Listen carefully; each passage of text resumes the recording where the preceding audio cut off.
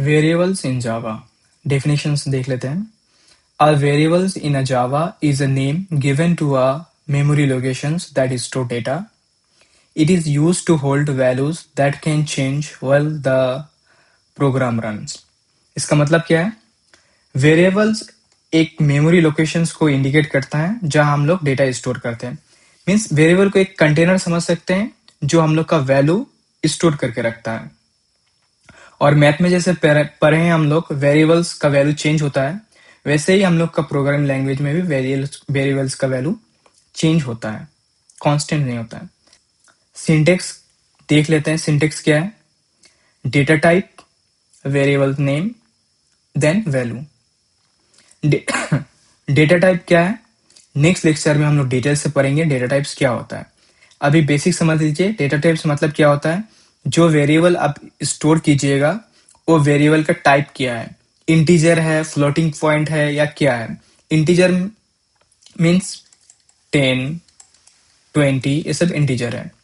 Then float या double क्या है, जिसमें डेसिमल वैल्यूज को फ्लोट एंड डेसिम कहते हैं हम लोग. जैसे 10.2, 20.5, इसे हम लोग क्या कहते हैं? डेसिमल्स वैल्यू कहते हैं. देन वेरिएबल्स का नेम एंड वैल्यू. एक एग्जांपल दे सकते हैं. अगर हम लोग इंटीजर नाम का एक वैल्यू लिखेंगे इंट a इक्वल टू 10, ये डेटा टाइप हो गया, वेरिएबल्स नेम हो गया एंड वैल्यू हो गया. और इस लाइन का मतलब क्या है? पहला line, a variables is a name that given to a memory locations. हम लोग का जावा प्रोग्राम में वेरिएबल्स एक मेमोरी लोकेशन में स्टोर होता है. मान लीजिए ये हम लोग का मेमोरी है.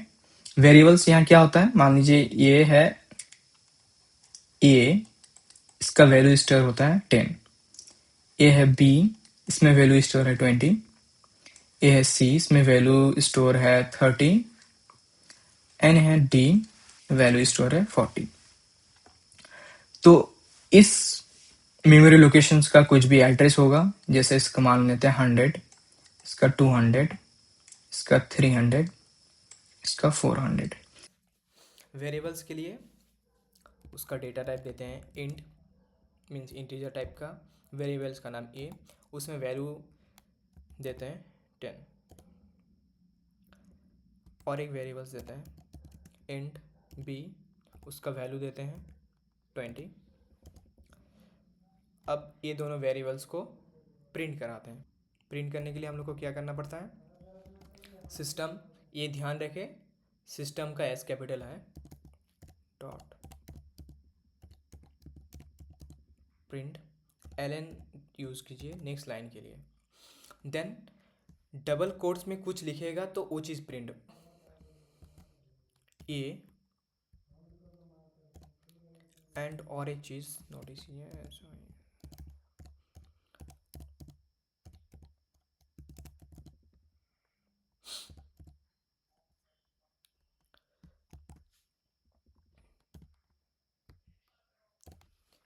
यहाँ आप चीज़ नोटिस कर सकते हैं, जो system dot out dot print L N, यहाँ ए लिखे डबल कोट का अंदर, और यहाँ सिंगल कोई कोट्स के अंदर बस ए लिखे.